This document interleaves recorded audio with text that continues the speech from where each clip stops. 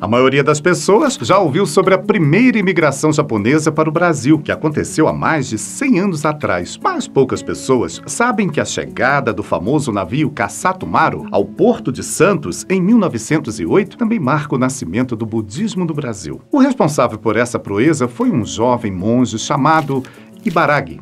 O mestre Baragi, que assim como tantos outros imigrantes, teve uma história de vida repleta de obstáculos, perdas e muito sofrimento. A diferença é que o mestre Baragi não buscava melhorar de vida no Brasil, muito menos ficar rico e voltar para o Japão como muitos imigrantes sonhavam. A missão do mestre Baragi era expandir o Dharma sagrado de Buda, mesmo que para isso ele sacrificasse tudo durante a jornada. E a figura dele mostra que, embora tenhamos tantas dificuldades na nossa vida, você não pode deixar de acreditar. Ninguém jamais havia ido tão longe em troca de nada, além de um lugar para si e para outros, ao lado do Buda primordial. Porque no Brasil, é o mestre de todos nós budistas, é ele. É o Ibaragi Nisui Shonin. Se ele não tivesse vindo ao Brasil, nós não teríamos budismo no Brasil.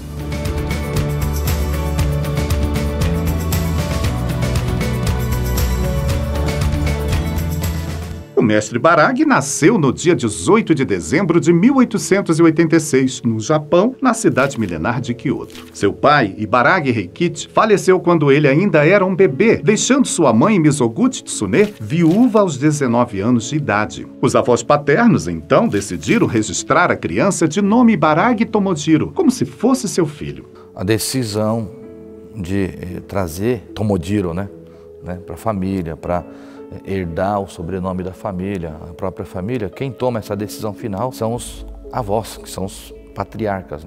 Na ausência do pai, o avô, naturalmente, fez o registro dele. No final do século XIX, o Japão passava por intensas transformações, causadas pela abertura econômica para o Ocidente, após séculos de isolamento. Era a restauração da Era Meiji, período no qual o mestre Baragi cresceu. A sua família era dona de uma pequena confecção de papéis laminados, administrada por sua avó Ibaragi Tane, e onde o mestre Baragi ajudava desde criança. Sua mãe Tsune, que nunca deixou de estar perto do filho, se casou novamente em 1893, com um notável sacerdote budista, Nishimura Genkyo. Desta relação nasceu Shintaro, o irmão caçula do mestre Baragi, então com 8 anos. Foi uma criança como todas as outras, muito bem orientado, focado religiosamente pela avó e pela mãe, pois ambas eram fiéis fervorosas do budismo primordial, e principalmente a avó dele conhecia o grande mestre Nichiren Shonin. O mestre Baragi cursou o ensino fundamental numa escola chamada Kaizan, muito tradicional e frequentada pela elite de Kyoto, em boa parte formada por praticantes do budismo terra pura, uma das várias ramificações do budismo. Ele era um dos poucos alunos que praticavam budismo primordial na escola, algo que o tornava alvo de discriminação. Conta a história que durante a 4ª série, o mestre Baragi vivia brigando por espaço sobre a carteira dupla que dividia com um colega. Para solucionar o problema,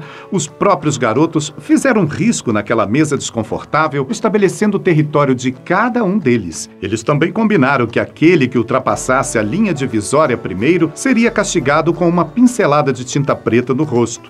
Distraído, o mestre Baragi foi o primeiro a descumprir o acordo. Então seu colega pintou seu rosto sem dó para o riso geral dos outros alunos. No calor do momento, o mestre Baragi respondeu pegando o tinteiro da mesa e despejando toda a tinta na cabeça do colega. E chegou a ser punido na escola por isso, mas isso aí é tudo ação de alguém que age por determinação mesmo. O coração vem à tona e ele, só por ser alguém assim, que ele seguiu o rumo da vida que havia sido destinado para ele, Então, eu acho que ele percebeu isso só depois, Mas desde a infância dele já era alguém predestinado, a cumprir uma grande missão. O mestre Baragi foi castigado com rigor, foi expulso da aula, trancado numa outra sala e foi obrigado a segurar na cabeça um pesado tabuleiro de jogos. Enquanto isso, seu colega, vindo de uma família rica e praticante do budismo terra pura, nada sofreu.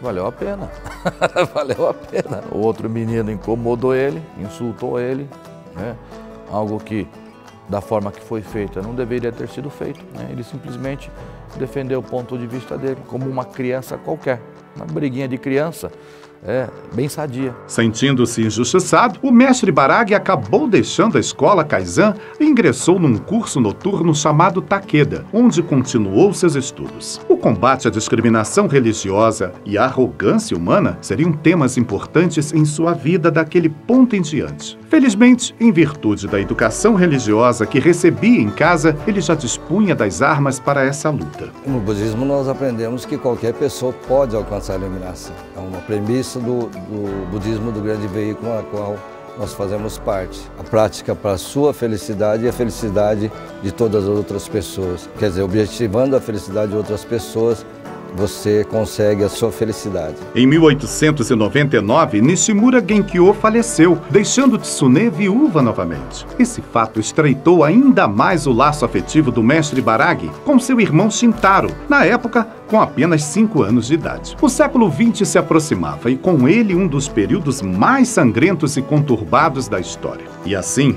como o sapo do poço desconhece a imensidão do mar, o jovem mestre Baraghi não fazia a menor ideia do que o destino lhe reservava.